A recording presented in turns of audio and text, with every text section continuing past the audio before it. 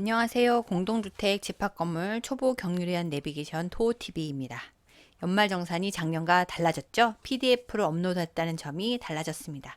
오늘은 지난 시간에 이어서 계속 말씀드릴 텐데요. 그 전에 한 가지 안내사항이 있습니다. 1월 28일 결산 관련해서 교육 안내 영상을 영상 말미에 걸어두겠으니 이익여금 처분에 관련된 내용 확인 해야 되거나 아니면 원천징수 수정신고 및 특이사항에 대해서 세무사님께 제가 질문을 미리 드리고 간단하게 그것에는 피드백 받거나 내용을 좀 전달받는 시간을 갖고자 하는데 요거는 미정입니다. 제가 세무사님이 오게끔은 했는데 이분께 이제 강의 의뢰는 하지 않은 상태로 2월 달에 하기로 했는데 이걸 좀 땡겨볼까 하거든요. 2월 달에는 그냥 영상을 올려서 연말정산 해야 될 수도 있어서 집합교육은 조금 어려울 수 있을 것 같습니다. 왜냐면 제 기본 일정이 2월 달에 또 빡세게 몰려진 게 있어서 아무래도 본업에 충실해야 되니까 그건 좀 어려울 것 같고, 그리고 만약에 그게 세무사님의 교육이 제가 생각한 대로 흘러가지 않는다면 제가 그동안 공부했던 지식산업센터 전반에 대해서 안내해드리는 시간으로 갖겠습니다. 자, 그러면 시작하겠습니다. 계속해서 개인공제 자료 등록으로 들어갑니다. 사실은 연말정산의 꽃은 개인공제 자료 등록이 제일 중요하죠. 이거는 근로자 기존에 있던 가족사항하고 공제사항, 공제받을 금액을 등록하는 메뉴인데요.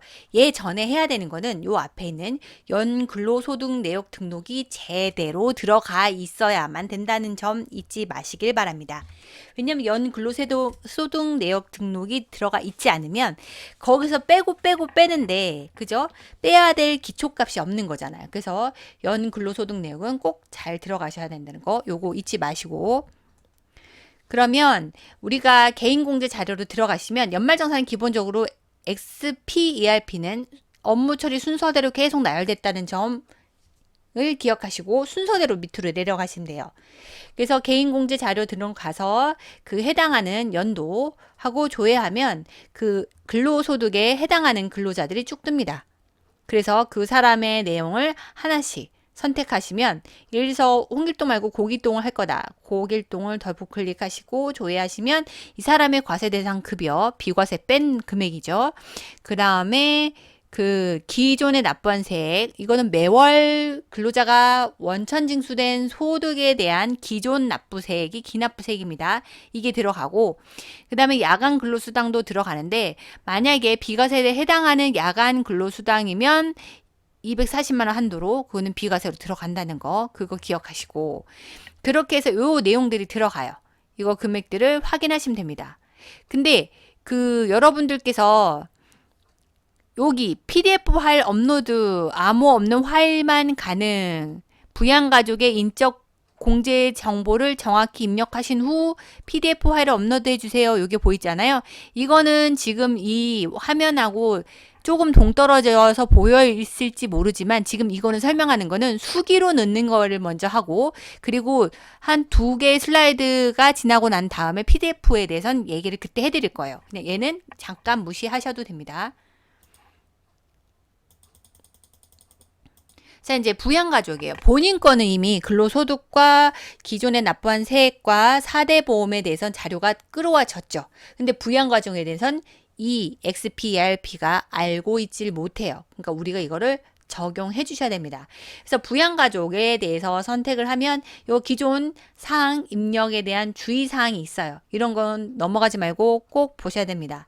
자녀 세액 공제는 7세 이상입니다. 이유는 7세 미만은 정부에서 지원금이 있기 때문에 자녀 세액 공제에 해당되지 않아요. 이미 지원금 받고 있어서. 그래서 7세 이상만 세액 공제로 해줍니다. 그래서 대신 만 20세 이하까지. 그리고 예전에는 7세 미만의 취약아동은 공제 대상이었는데 이거 세법이 바뀌었어요. 그래서 이것도 7세 미만이라도 학교에 취약했다, 조기 입학했다, 그러면 해당되지 않습니다.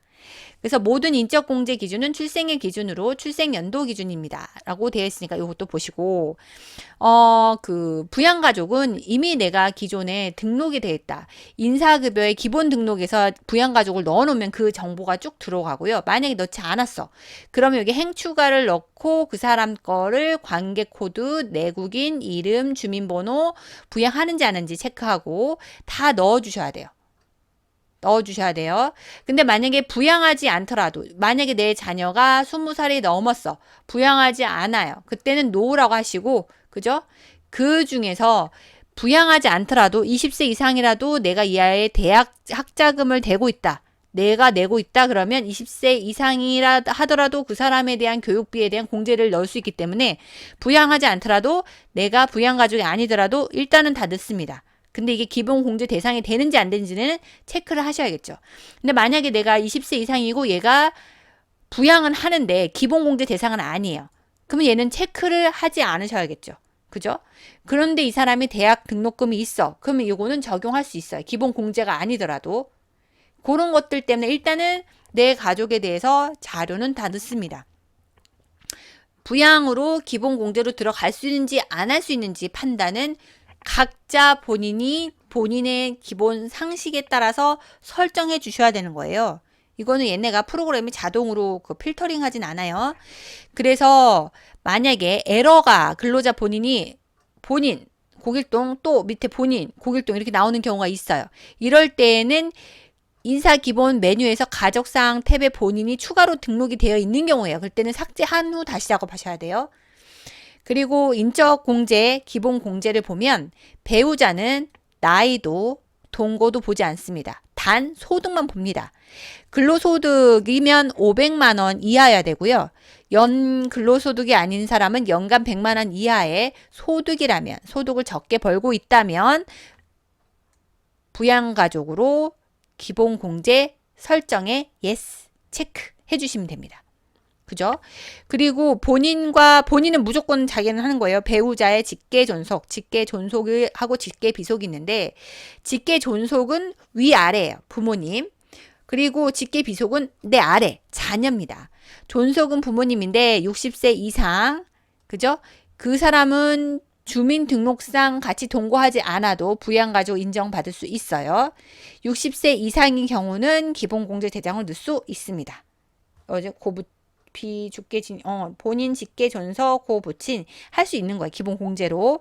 직계 비속은 자녀는 단 20세 이하여야 돼요. 그죠? 20세 이하인 자녀이니까 비속 자녀 입양자도 돼요. 고영수, 고철수, 고둘리 그래서 이렇게 쫙쫙쫙쫙 넣는 거죠. 그리고 본인 배우자의 형제 자매. 근데 내 배우자의 형제 자매는 주민등록상 동거돼야지 만약에 그렇지 않다 하면 그 사람은 기본공제로 부양가족을 할 수 없습니다.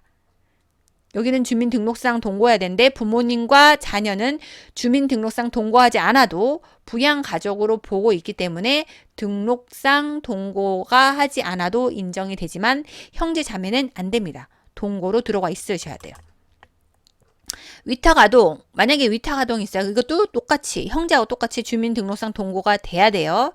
일시퇴거 허용이란 걸 뭐냐면 잠깐 어떤 사유로 인해서 요양원에 있다. 이런 것들은 일시퇴거에 대한 확인서가 있어요. 그거를 첨부하셔야 돼요. 그래서 이런 것들 보시고 기초생활수급자인 경우는 나이 보지 않습니다. 대신 주민등록상 동거가 있으셔야 돼요. 이런 것들은 기본 세법에 관련된 내용 알고 있어서 적용하셔야 됩니다. 그리고 밑에 아이고 너무 많이 갔어요.